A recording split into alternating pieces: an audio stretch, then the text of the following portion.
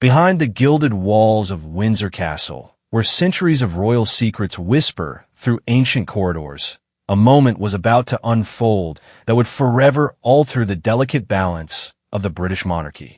Catherine, Princess of Wales, stood before an ornate mahogany cabinet, her fingers trembling as King Charles approached with something wrapped in midnight blue velvet. The treasure he was about to present wasn't just a piece of royal history.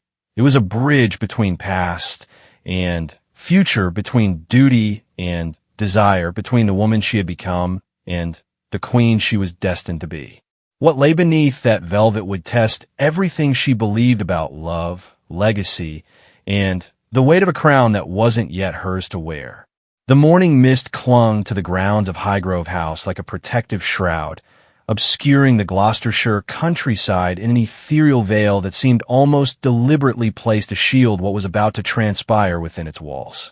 Catherine Wales, née Middleton, had received the invitation 3 days prior, delivered not through the usual official channels, but by Charles himself during a quiet family dinner at Kensington Palace. The request had been simple, yet laden with unspoken significance. Would she join him for a private morning at his beloved residence, away from the constant scrutiny of royal protocol and public expectation? As her Range Rover crunched along the gravel drive, Catherine couldn't shake the feeling that this meeting held more weight than a typical stepfather-in-law gathering. Charles had been different lately, more contemplative, more intentional in his interactions with her. Since the coronation, their relationship had evolved from one of polite formality to something approaching genuine affection. But there remained an undercurrent of unfinished business between them, conversations left incomplete, and emotions carefully compartmentalized behind royal reserve. The king emerged from the front entrance before her protection officer could even open her door, a gesture so unusual that Catherine paused momentarily. Charles was dressed not in his typical formal attire, but in comfortable country clothes, a well-worn tweed jacket, corduroy trousers, and leather boots that spoke of genuine countryside pursuits rather than photo opportunities. His face bore the weight of recent months, the toll of ascending to the throne after decades of waiting, but his eyes held something she hadn't seen before, a spark of anticipation mixed with what appeared to be nervous energy. "Catherine, my dear," he said, embracing her warmly. "Thank you for coming. I know your schedule has been impossibly demanding lately." She returned his embrace, noting the slight tremor in his hands. "Of course, Charles. Though I must admit, your mysterious invitation has me rather curious." He chuckled, gesturing toward the house. "All will be revealed, I promise. But first, shall we have some tea? I've asked the staff to give us complete privacy this morning." They walked through the familiar halls of Highgrove, past the organic garden through the tall windows, past the rooms filled with Charles's eclectic collection of art and furniture, each piece telling a story of his journey from rebellious prince to philosophical king. Catherine had been here countless times over the years, for family gatherings and informal dinners, but today the house felt different, charged with an energy that made her hyper-aware of every detail. In the morning room, overlooking the garden he had lovingly cultivated for decades, Charles poured tea from a delicate spode service.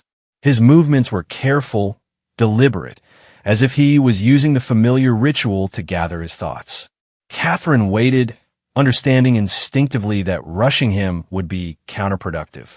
"You know," he began finally, settling into his chair, "I've been thinking quite a lot lately about legacy.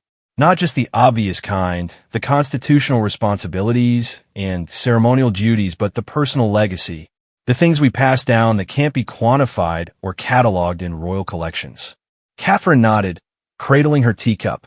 "William and I have similar conversations, especially when we're thinking about what we want to teach George, Charlotte, and Louis about their heritage."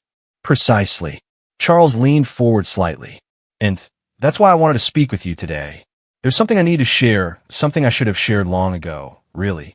But the timing never felt quite right until now." He stood abruptly, moving to an antique secretary desk in the corner of the room.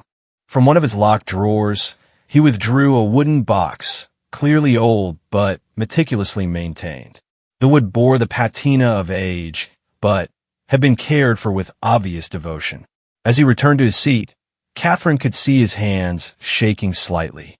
"This belonged to my grandmother, Queen Elizabeth, the Queen Mother," he said, placing the box on the small table between them. "But its story goes back much further than that. It came into our family through somewhat unconventional means." Catherine felt her pulse quicken. Stories of royal artifacts often involved complex histories, political intrigue, or family secrets that had been carefully guarded for generations.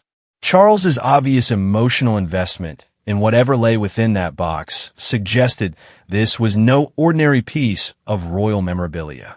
In 1923, Charles continued, his voice taking on the cadence of a storyteller. "My grandmother was still Lady Elizabeth Boslein, newly married to my grandfather, then Duke of York.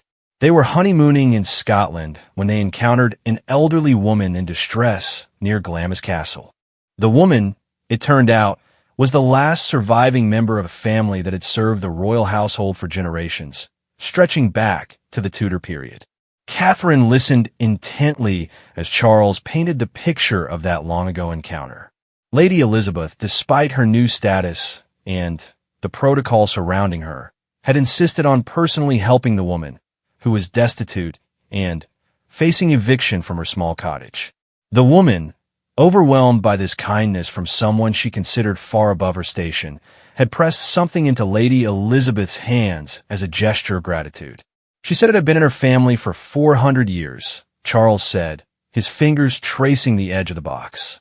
"Passed down from mother to daughter, with strict instructions that it should one day find its way back to the royal family when the time was right. She believed that time had come when she met my grandmother." The story alone was compelling, but Catherine could sense there was more to it, layers of meaning and significance that Charles was carefully building toward. The morning light streaming through the windows caught the box at an angle that made it seem to glow, as if it contained its own source of illumination. "What did your grandmother do with it?" Catherine asked softly. Charles smiled, an expression mixing pride and melancholy. "She kept it safe, as she did so many things. But she also researched its provenance quietly, carefully.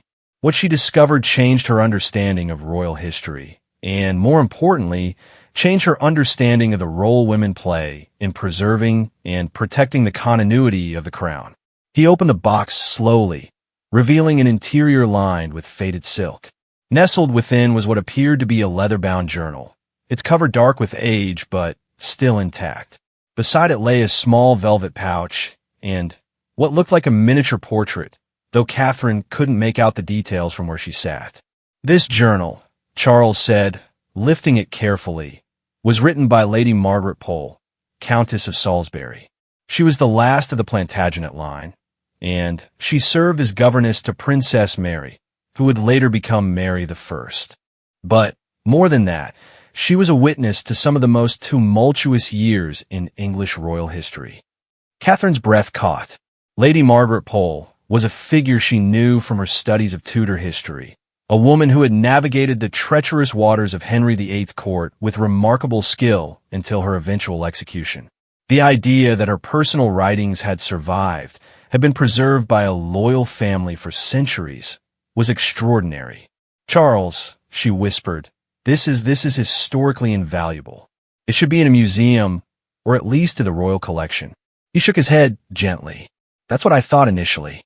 But as I've read it over the years, yes, I've read it many times, I've come to understand that its value isn't just historical. It's personal. It's about the weight of responsibility, the burden of representing something larger than yourself, and most importantly, it's about the unique challenges faced by women who marry into this institution." Catherine felt a chill run down her spine. The parallels he was drawing weren't subtle, and the implications of what he was suggesting began to crystallize in her mind. Lady Margaret wrote extensively about Princess Mary's education, her preparation for a role that seemed increasingly unlikely as Henry's marital situation became more complex.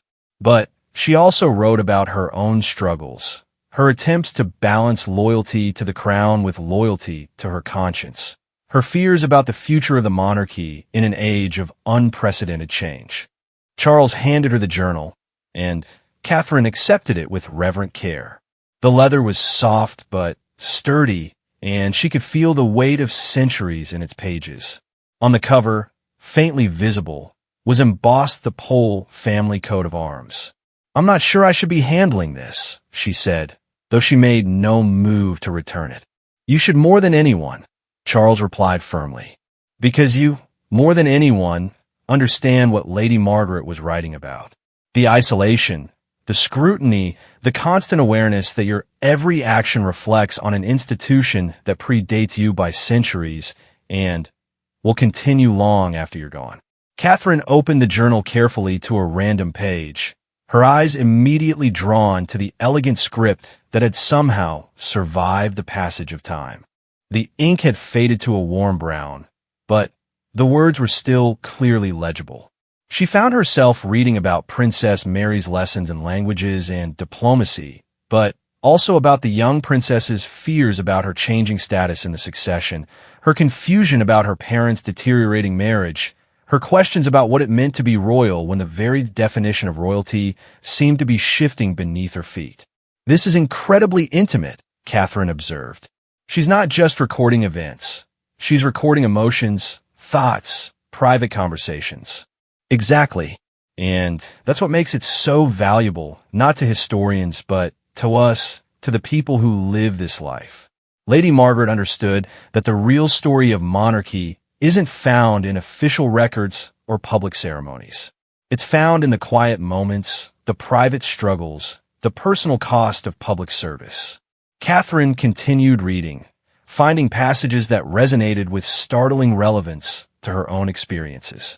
Lady Margaret wrote about the challenge of maintaining one's identity while adapting to royal expectations, about the difficulty of forming genuine friendships, when every relationship was potentially compromised by considerations of protocol or political advantage, about the unique loneliness that came with being perpetually observed but rarely truly known. She writes here about feeling like an actress playing a role, Catherine said, looking up at Charles, about wondering if the person she really was would ever be compatible with the person she needed to appear to be. Charles nodded knowingly. That passage kept me awake many nights during my younger years. The feeling of being caught between authentic self-expression and institutional expectation is perhaps the central challenge of royal life. As Catherine continued to read, she began to understand why Charles had felt compelled to share this with her. The journal wasn't just a historical curiosity. It was a mirror, reflecting experiences and emotions that transcended centuries. Lady Margaret's struggles with court politics, her efforts to protect and guide Princess Mary, her attempt to navigate the increasingly dangerous political landscape of Tudor England, all of it echoed themes that were still relevant to royal life in the 21st century. "There's more," Charles said, reaching for the velvet pouch. From within, he withdrew a small golden locket, intricate in design and clearly very old. This belonged to Princess Mary. Lady Margaret mentions it several times in her writings. It contains a portrait of Catherine of Aragon, Mary's mother. Catherine accepted the locket with trembling hands. The coincidence of the name wasn't lost on her, and she wondered if Charles had considered that when deciding to share this with her. The locket was heavier than its size suggested, and when she opened it carefully, she found herself looking at a tiny but remarkably detailed portrait of Henry VIII's first wife, painted in the style of the early 16th century. "It's beautiful," she breathed. "But, Charles, these artifacts, they're priceless. Why are you showing them to me? Why now?" Charles was quiet for a long moment, gazing out at his beloved garden. When he finally spoke, his voice carried the weight of years of contemplation and recent months of hard-won wisdom. "Because you're going to be queen one day," he said simply. "Not just in title, but in spirit. And I want you to understand that you're part of a continuum that stretches back centuries, that the challenges you face are not unique to our time or our circumstances. Every woman who has played this role has faced similar struggles, similar choices, similar moments of doubt." Catherine felt tears prick her eyes, though she wasn't entirely sure why. Perhaps it was the generosity of Charles's gesture, his recognition of her future role, and his desire to prepare her for it. Perhaps it was the overwhelming sense of connection to women across history who had walked similar paths. Or perhaps it was simply the realization that she was being entrusted with something precious, something that carried the weight of tradition and the hope of continuity. But there's something else, Charles continued. Something I need to tell you about why I'm sharing this now, and why it feels so important. He retrieved the miniature portrait from a box, handling it with obvious familiarity. As he turned it toward the light, Catherine could see it depicted a woman in Tudor dress, but the face was partially obscured by centuries of aging. This portrait has been one of the great mysteries of our family's collection. We knew it was Tudor period.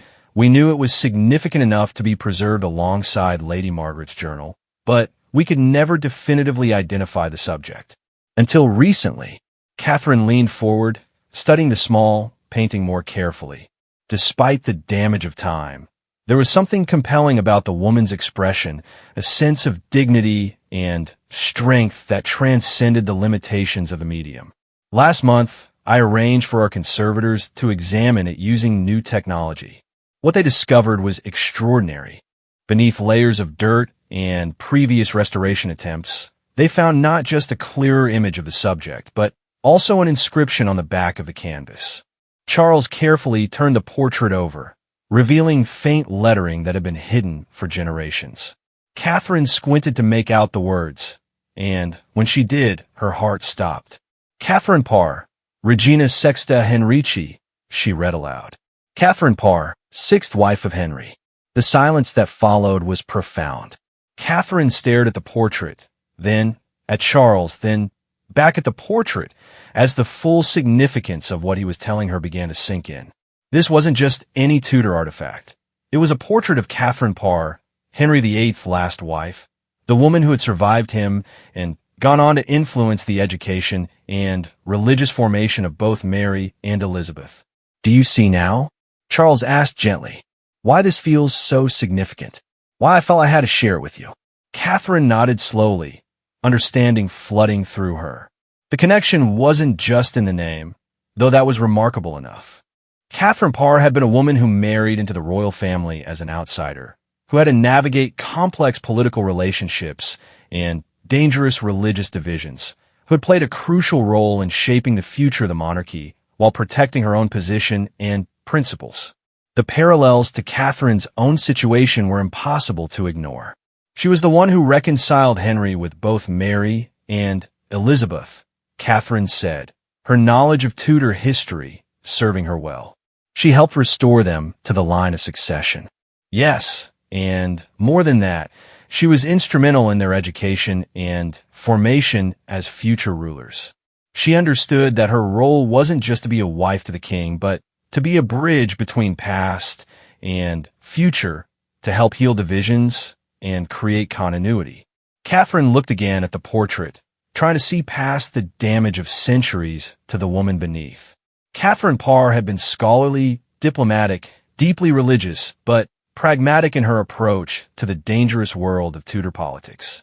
She had been a survivor and a peacemaker, someone who understood that her influence lay not in direct power, but in her ability to shape and guide others who would wield that power. I think I'm beginning to understand, Catherine said softly. You see parallels between her situation and mine. More than parallels, Charles replied. I see a pattern, a recurring theme in royal history of women who come into this family and find themselves uniquely positioned to influence its future direction. Your role, Catherine, isn't just to support William or to bear the next generation of heirs. It's to be a bridge between the monarchy of the past and the monarchy of the future. As the morning progressed and their conversation deepened, Catherine found herself seeing her position and her future in an entirely new light. The journal, the locket, the portrait, they weren't just historical artifacts, but tools of understanding, windows into the experiences of women who had faced similar challenges and found ways not just to survive, but to thrive and make meaningful contributions to the institution they had married into. "There's one more thing," Charles said eventually, reaching again into the box. This time he withdrew what appeared to be a letter, folded and sealed but clearly very old. "This was with the other items when my grandmother received them. It's addressed to the future Catherine who will one day read these words." Lady Margaret apparently had a gift for prophecy, or at least for understanding the cyclical nature of history. Catherine's hand shook as she accepted the letter. The idea that someone 4 centuries ago had written specifically to her, had anticipated her existence, and her role was almost too extraordinary to believe. Yet here was the evidence in her own hands. "Should I open it?" she asked. Charles nodded. "I think that's why we're here today. That's why this moment feels so important, so inevitable." With infinite care, Catherine broke the ancient seal and unfolded the parchment. The handwriting was different from the journal entries, more formal, as if Lady Margaret had taken special care with this particular message. As Catherine read the words aloud, her voice grew stronger with each line. "To the Catherine who bears my name and my burden, know that you are not alone in this journey. The path of the royal woman is treacherous, but not impassable. Remember that your strength lies not in competing with those who would diminish you, but in understanding that your role is to nurture and protect that which must endure. The crown is not a possession, but a responsibility, and that responsibility is shared by all who serve it, regardless of their birth or their gender. Trust in your instincts, rely on your education, and never forget that you carry within you the wisdom of all the women who came before. The future of this monarchy rests not on tradition alone, but on its ability to evolve and adapt while maintaining its essential character. You, dear Catherine, are both guardian of the past and architect of the future." The letter continued for several more paragraphs, each one seeming to speak directly to Catherine's experiences and concerns. Lady Margaret wrote about the importance of maintaining one's moral compass in the face of political pressure, about the unique challenges of being a mother in the royal environment, about the delicate balance between public duty and private happiness. It was as if she had observed Catherine's life from across the centuries and crafted her advice accordingly. When Catherine finished reading, the morning room was completely silent except for the gentle ticking of an antique clock and the distant sounds of birds in Charles's garden. She looked up to find him watching her intently, clearly eager to understand her reaction to this extraordinary experience. "I don't know what to say," she admitted. "This is overwhelming, doesn't begin to cover it." "I know," Charles said gently. "When I first read that letter, I felt as if I had been struck by lightning. The specificity of it, the relevance to contemporary royal life, the sense that Lady Margaret understood something about the nature of monarchy that we sometimes lose sight of in our focus on constitutional mechanics and public relations." Catherine folded the letter carefully and placed it back in the box alongside the other treasures. "What do you want me to do with this knowledge? With these artifacts?" "That's entirely up to you," Charles replied. "They're yours now, if you want them. My grandmother always said they were meant for the next Catherine, and I believe she was right. But more than that, I want you to understand what they represent. You're not the first woman to marry into this family feeling uncertain about your role or your ability to fulfill it. You're part of a tradition of remarkable women who found ways to make their mark, to influence the direction of the monarchy, to leave it stronger than they found it." As they prepared to leave the morning room, Catherine carrying the wooden box with its precious contents, she felt a fundamental shift in her understanding of herself and her position. The artifacts Charles had shared weren't just historical curiosities, but tools for understanding her own journey, guides for navigating the complex terrain of royal responsibility. "Thank you," she said as they walked through the halls of Highgrove toward her waiting car. "Not just for sharing these treasures, but for helping me see my role in a broader context." I've often felt isolated in this position, as if I was making it up as I went along. You're never alone in this, Charles assured her. And that's perhaps the most important lesson these artifacts can teach us. Every challenge we face, every decision we make, every moment of doubt or triumph, it's all part of a continuum that stretches back centuries and will continue long after we're gone. As Catherine drove back toward London, the precious box secure beside her, she found herself thinking not just about the extraordinary morning she had experienced, but about the implications for her future.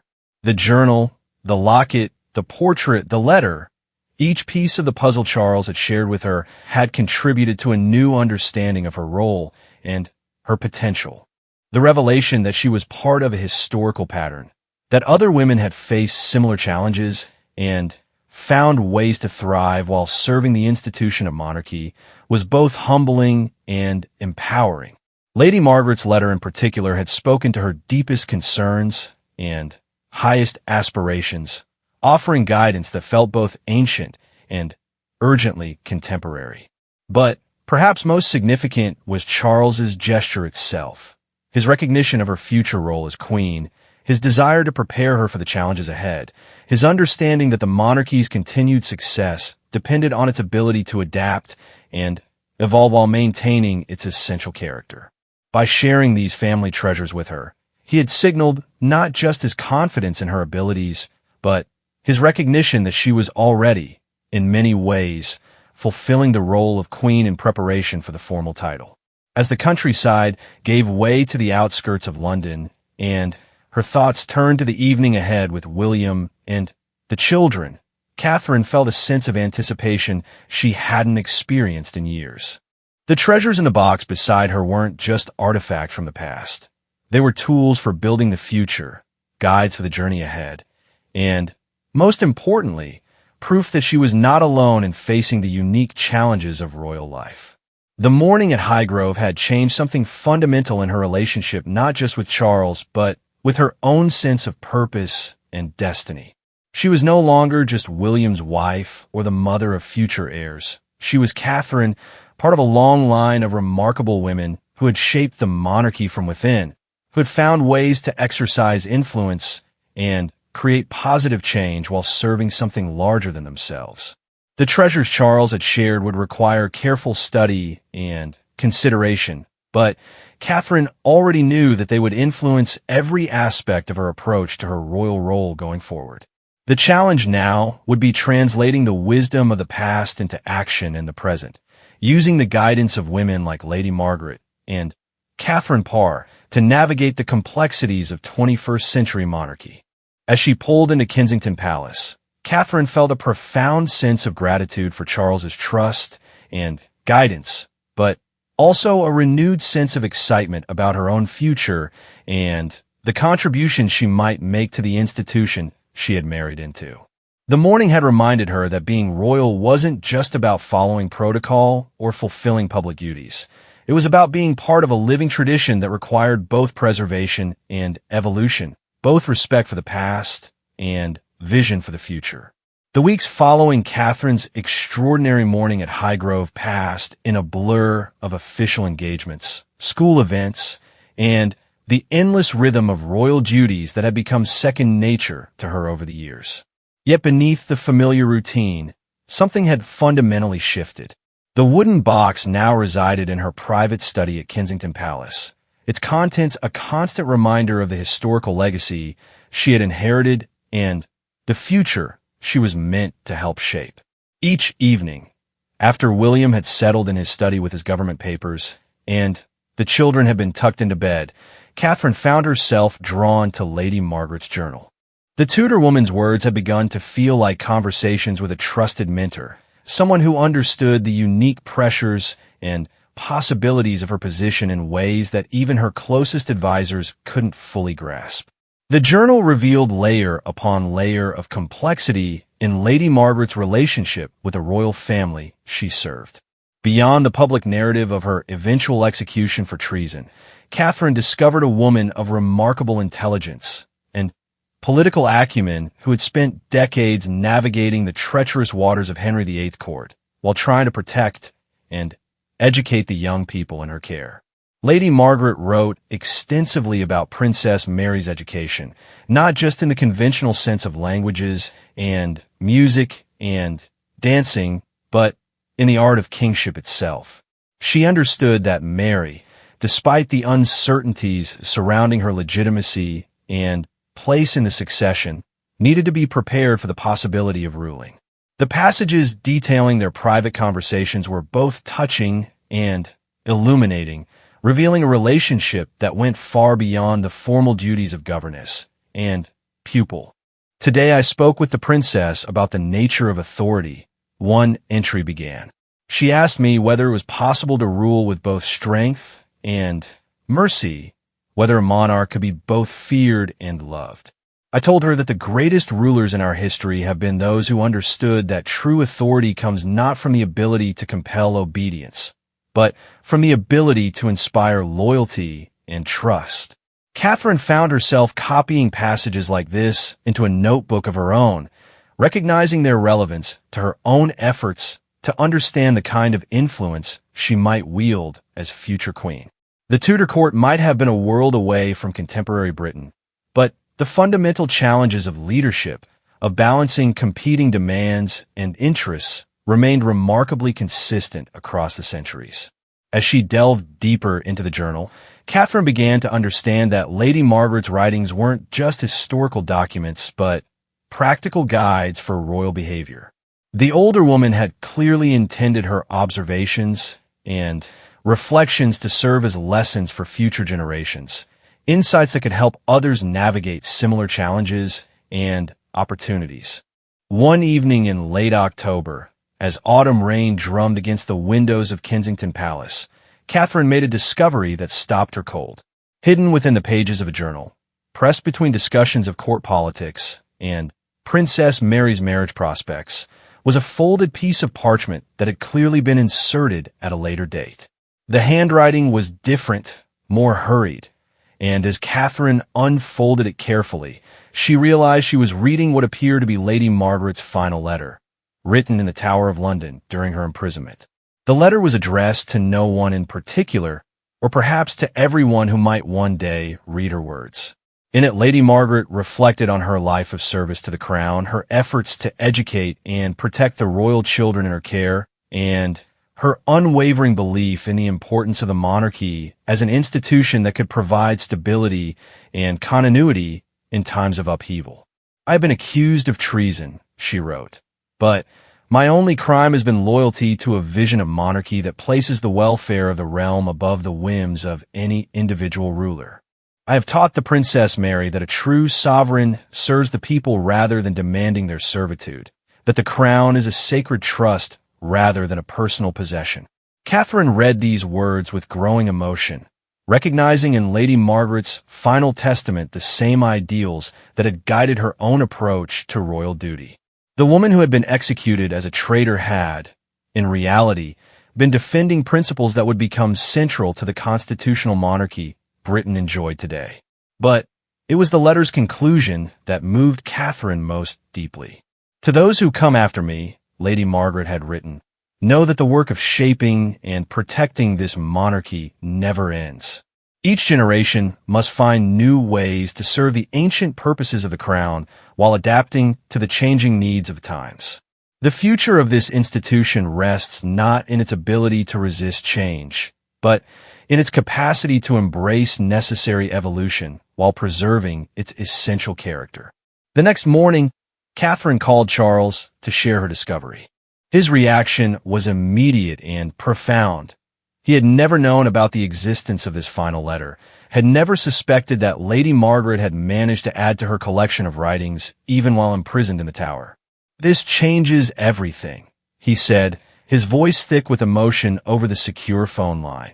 "Not just our understanding of Lady Margaret's final days, but our appreciation of her vision for the monarchy's future. She understood something that we sometimes forget, that the crown's strength lies not in its immutability, but in its ability to evolve." They arranged to meet again at Highgrove the following weekend, this time with William included in the discussion. Catherine had shared some of her discoveries with her husband, though she had kept the most personal aspects of her connection to Lady Margaret's writings to herself.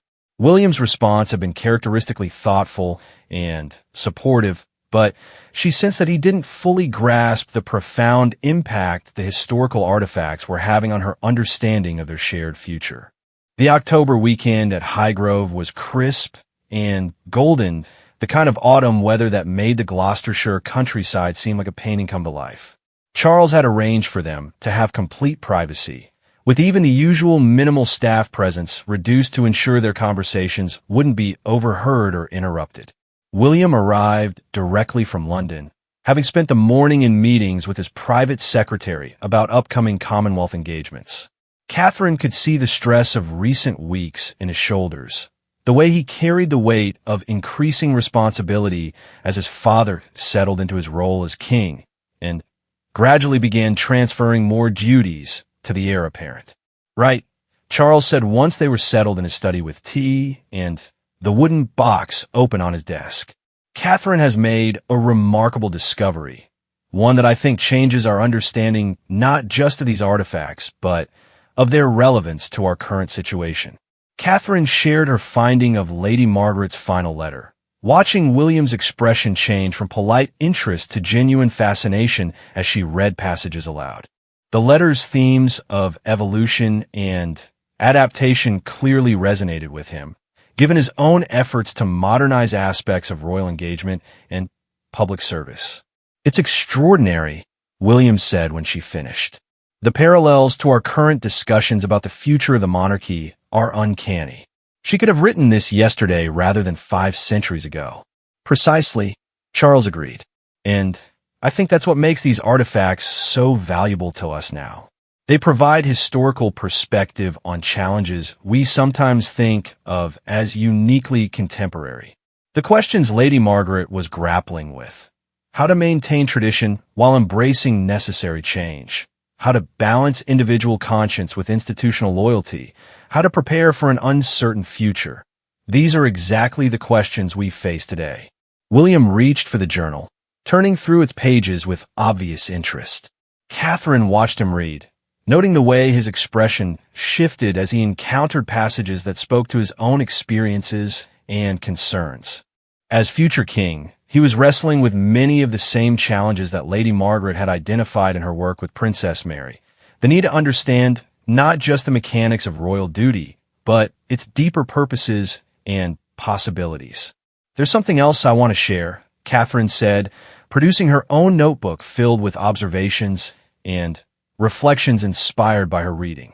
"I've been thinking about how Lady Margaret's insights might apply to our current situation, particularly regarding public engagement and the role of the monarchy in modern British society."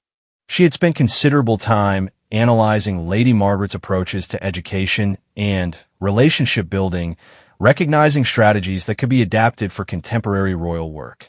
The Tudor governess had understood that lasting influence came not from commanding obedience, but from inspiring genuine commitment and understanding. Her methods with Princess Mary had emphasized personal connection, intellectual engagement, and the development of independent judgment rather than blind adherence to protocol. "I think there are lessons here for how we approach everything from public engagements to charitable work to our relationships with government officials," Catherine explained. Lady Margaret succeeded because she understood that her real job wasn't to enforce compliance, but to help people understand why certain values and approaches were important. William nodded thoughtfully. "That's very much in line with what we've been discussing about making the monarchy more accessible and relevant to people's daily lives. The challenge is always finding ways to maintain dignity and respect while also creating genuine connections." Charles leaned back in his chair, obviously pleased with the direction of their conversation. "This is exactly why I wanted to share these artifacts with both of you. They're not just historical curiosities, but practical guides for royal service in any era." Lady Margaret understood that the monarchy's survival depended on its ability to remain relevant and valuable to the people it serves. As their discussion continued, Catherine found herself sharing insights she hadn't even realized she possessed. The weeks of studying Lady Margaret's writings had crystallized her thinking about her own role and the unique opportunities it presented. She spoke about her vision for using her position to bridge divides in British society, to create connections between different communities and generations, to help people understand the monarchy as a force for unity and positive change rather than simply a symbol of tradition. "I've been thinking particularly about our work with young people," she said. Lady Margaret wrote extensively about the importance of education, not just formal learning, but the development of character and judgment. "I think there's an opportunity for us to expand our engagement with youth programs to help young Britons understand not just their history, but their potential for shaping the future." William's eyes lit up at this suggestion. Educational initiatives had always been close to his heart, and the idea of using historical perspective to inspire contemporary action clearly appealed to him. "We could develop something quite significant around this," he said.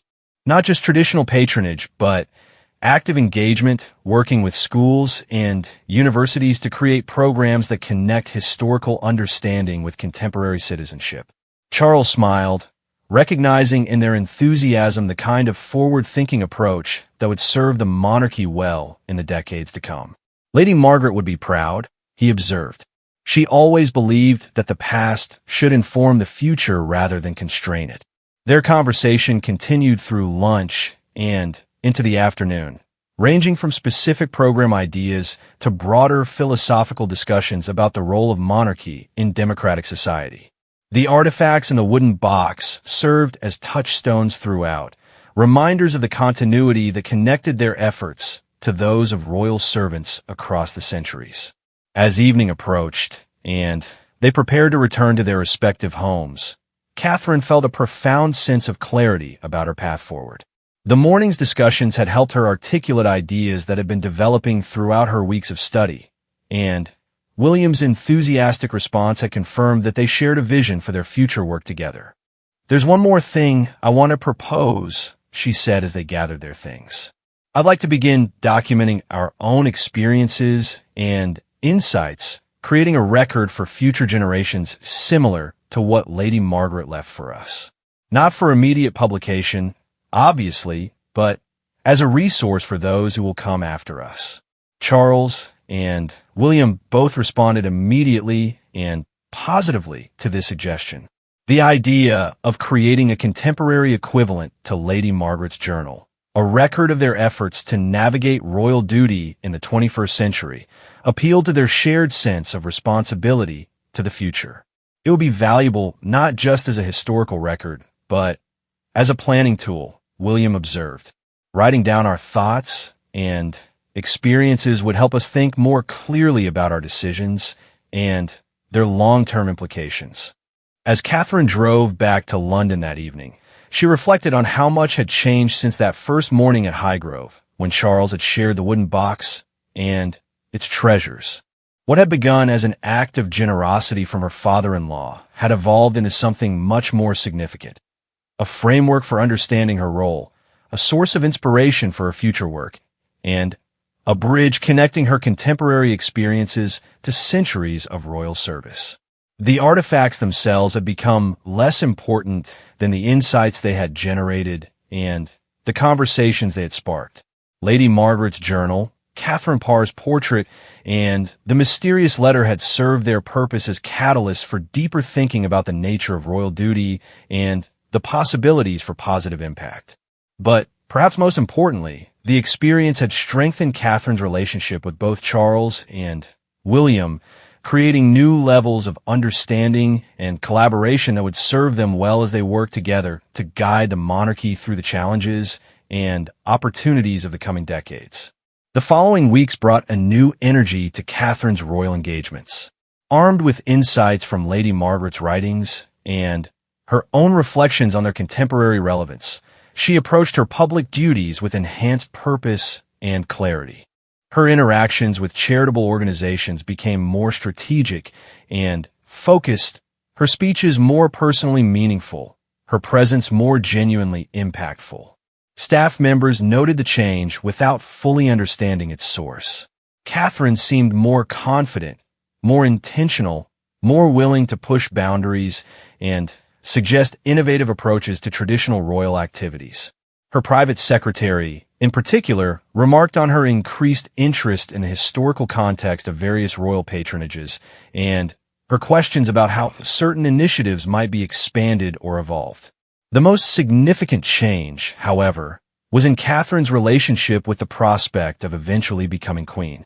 Where once she had approached this future with a mixture of dutiful acceptance and private anxiety, she now felt a sense of anticipation and even excitement about the possibilities it would create for meaningful service.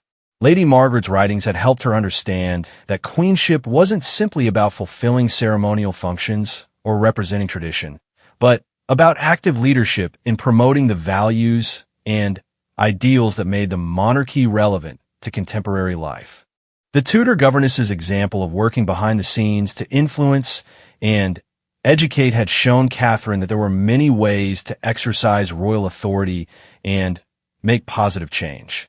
As autumn turned to winter and the round of seasonal royal activities began, Catherine found herself mentally cataloging experiences and insights for the journal she had committed to keeping. Each engagement offered opportunities to test approaches and strategies inspired by her historical studies, to experiment with ways of connecting past wisdom to present circumstances. The wooden box and its contents had become a regular presence in her private study, consulted frequently as she prepared for speeches, planned new initiatives, or simply sought perspective on the challenges and opportunities of royal life. Lady Margaret's voice had become a trusted advisor, offering counsel across the centuries on questions of duty, conscience, and service. But the real transformation was in Catherine's understanding of herself and her potential. The artifacts Charles had shared weren't just treasures from the past, but tools for building the future, resources that would help her navigate the complex path toward queenship with wisdom, purpose, and genuine excitement about the positive impact she might achieve. The journey was far from over, but Catherine now felt equipped not just to survive it, but to thrive, to make her own meaningful contribution to the long story of women who had served and shaped the British monarchy. Lady Margaret's legacy lived on, not just in the artifacts preserved in the wooden box, but in the inspiration and guidance it continued to provide to each new generation of royal servants. As winter settled over London and Catherine looked ahead to the challenges and opportunities of the coming year, she carried with her the confidence that came from understanding her place in a continuum of service that stretched back centuries and would continue long into the future. The treasures Charles had shared had given her more than historical perspective. They had given her a roadmap for making her own mark on the institution she was destined to lead. The Christmas season at Sandringham traditionally marked a time of reflection and renewal for the royal family, but this year held particular significance for Catherine.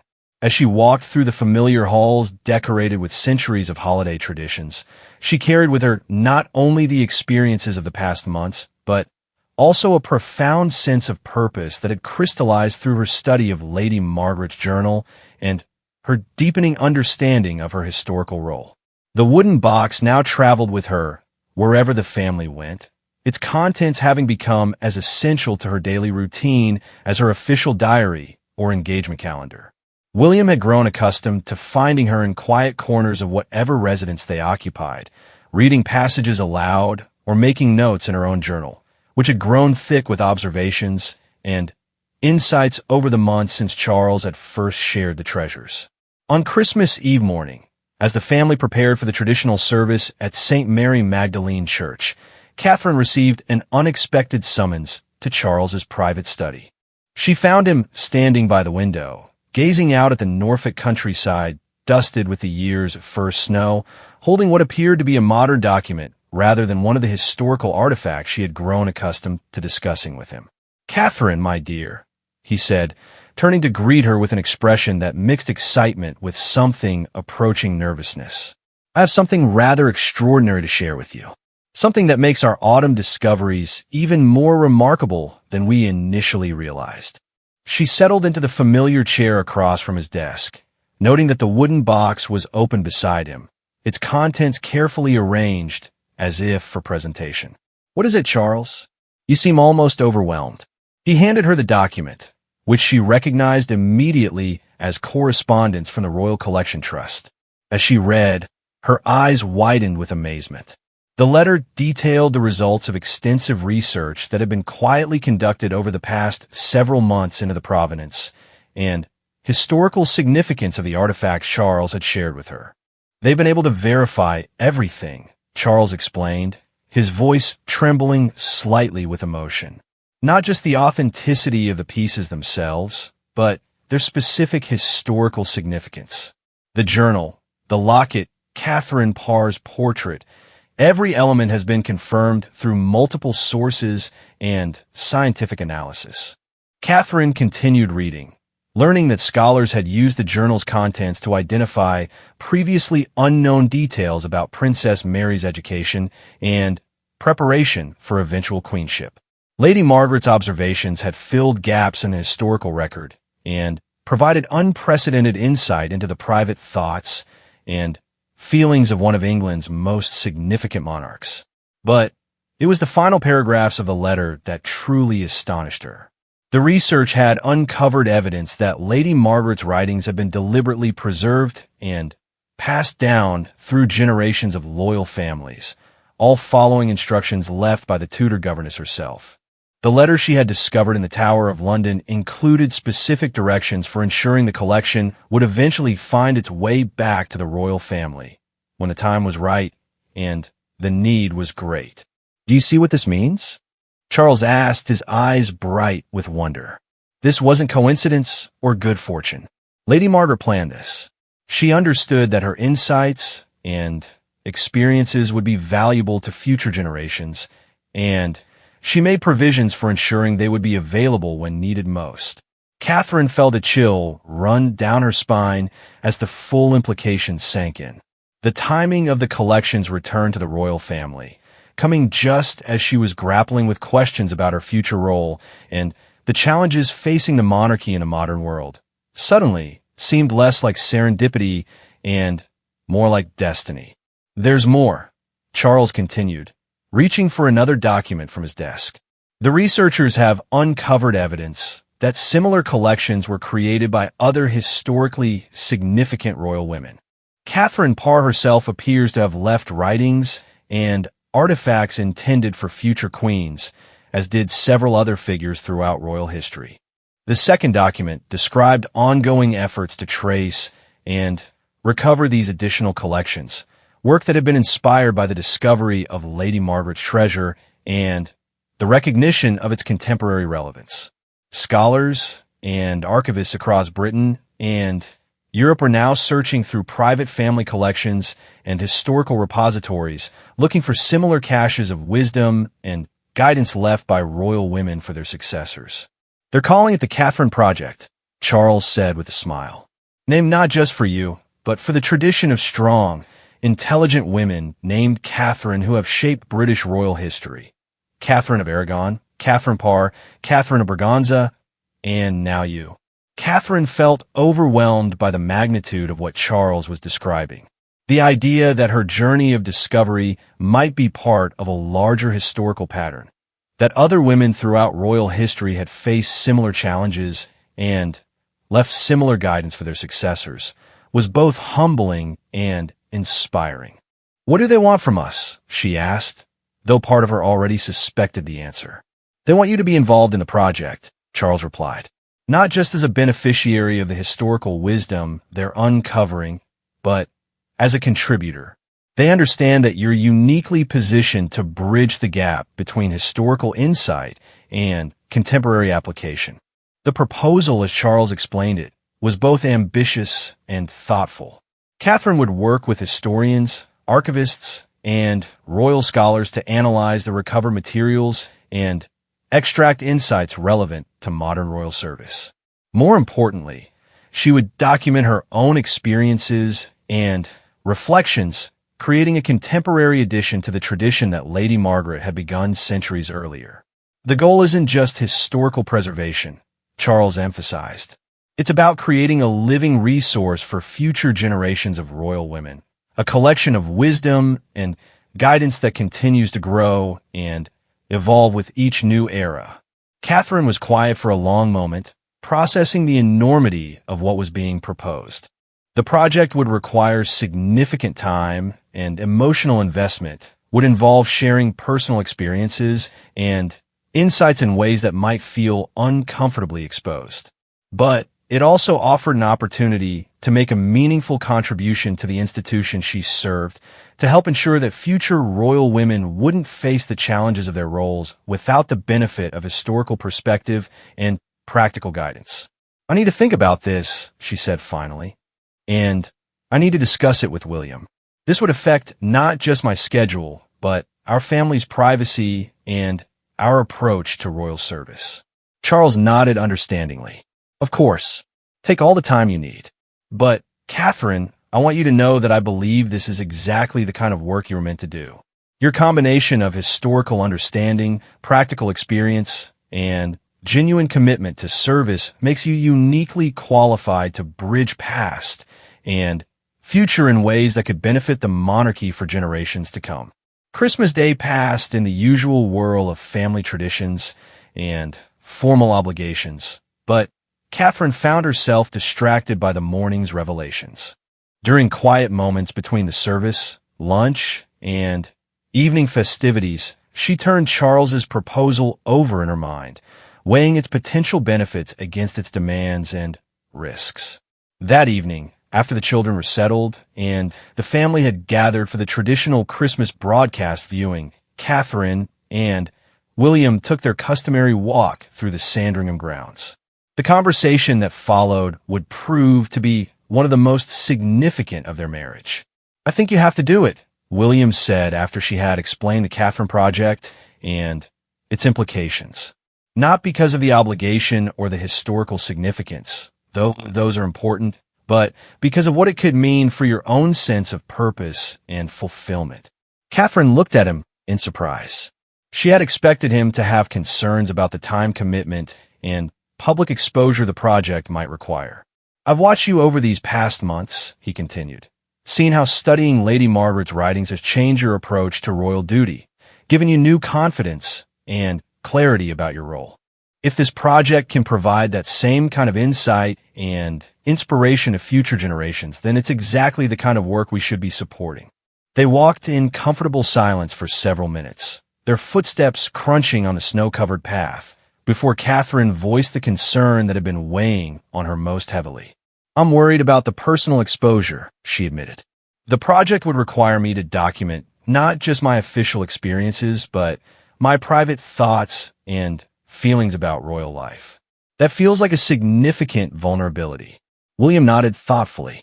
It is vulnerable, but consider the alternative, allowing future royal women to face the same challenges and uncertainties you've experienced without the benefit of your insights and hard-won wisdom. Lady Margaret took that risk when she documented her experiences with Princess Mary, and look how valuable that's proven to be. His words echoed something Lady Margaret herself had written in one of her journal entries. True service sometimes requires us to share not just our successes, but our struggles, not just our certainties, but our doubts. It is in vulnerability that we find our greatest strength to help others. There's something else to consider, William added. This project could give you a platform for addressing some of the larger questions about the future of the monarchy, about how we adapt and evolve while maintaining our essential character. Your voice on those issues could be incredibly valuable. By the time they returned to the house, Catherine had made her decision. The Catherine Project represented more than just an opportunity to contribute to royal history. It was a chance to fulfill the promise she had sensed in Lady Margaret's writings, to become an active participant in shaping the monarchy's future rather than simply a passive recipient of its traditions. The new year brought a flurry of planning and preparation as Catherine began her formal involvement with the Catherine Project. Working with a carefully selected team of historians, archivists, and royal scholars, she established protocols for both analyzing recovered historical materials and documenting contemporary experiences in ways that would be valuable to future generations. The work proved to be both challenging and deeply rewarding. Each newly discovered collection of historical artifacts brought fresh insights into the experiences of royal women across the centuries, while Catherine's own documentation process forced her to articulate thoughts and feelings she had previously kept private. One of the most significant discoveries came in March, when researchers uncovered a cache of letters and documents that had belonged to Princess Alexandra of Denmark, later Queen Alexandra, who had married the future Edward VII in 1863. Alexandra's writings revealed striking parallels to Catherine's own experiences as a commoner who had married into the royal family and struggled to find her place within its complex traditions and expectations. She writes about feeling like an outsider looking in, Catherine observed during one of her regular meetings with the project team, about the challenge of maintaining her own identity while adapting to royal protocols and expectations. The specific details are different, but the emotional journey is remarkably similar. These discoveries reinforce Catherine's conviction that the project was addressing a real and ongoing need.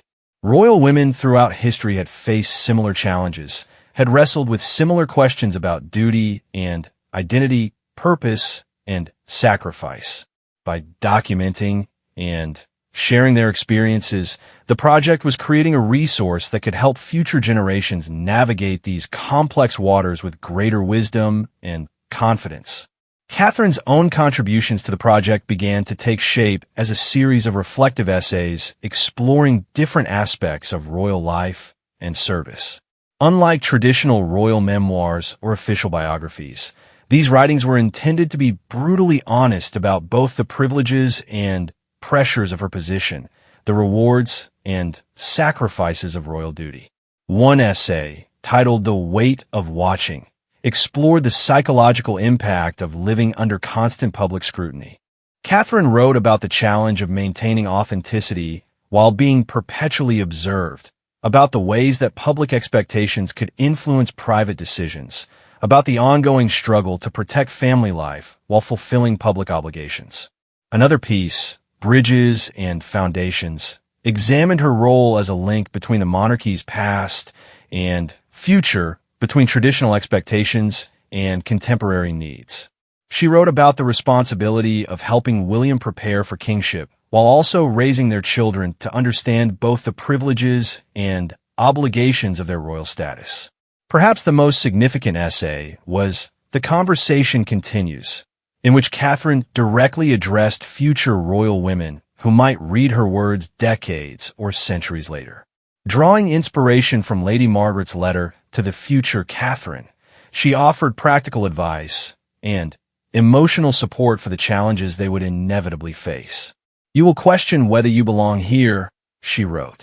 "You will wonder if your individual voice matters within such an ancient institution. You will struggle to balance your personal desires with your public duties. These doubts are not signs of inadequacy, but evidence of your humanity and your commitment to serving something larger than yourself."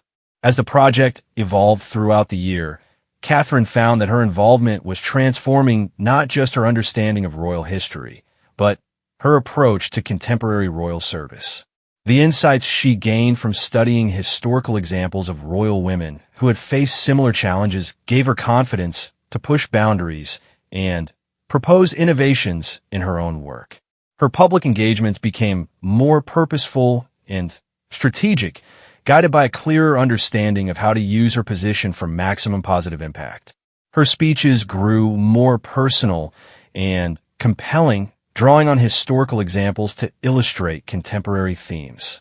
Her charitable work expanded to address systemic issues rather than simply providing symbolic support.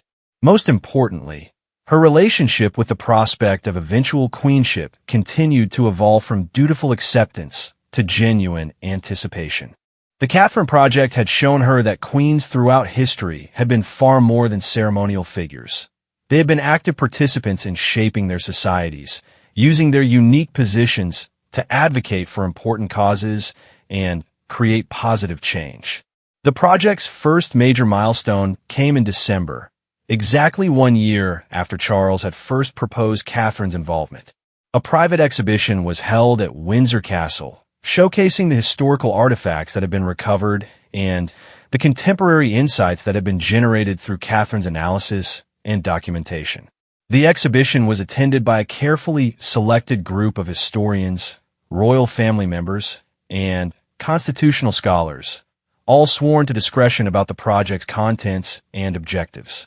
The response was overwhelmingly positive, with participants expressing amazement at both the historical significance of the recovered materials and the contemporary relevance of Catherine's analytical work. "What you've accomplished here," said one distinguished historian, "is nothing short of revolutionary. You've created a new model for understanding royal history, one that recognizes the continuity of experience across centuries and the ongoing relevance of historical wisdom to contemporary challenges."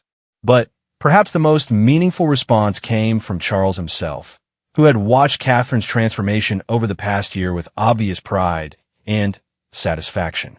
"When I first shared Lady Margaret's collection with you," he said during the exhibition's closing reception, "I hoped it would provide you with historical perspective and perhaps some personal comfort. I never imagined it would lead to something of this magnitude and significance." He gestured toward the exhibition displays, which showcased not just the historical artifacts, but also excerpts from Catherine's own writings, carefully selected to demonstrate the connections between past and present experiences. "What you've created here isn't just a collection of historical documents," Charles continued.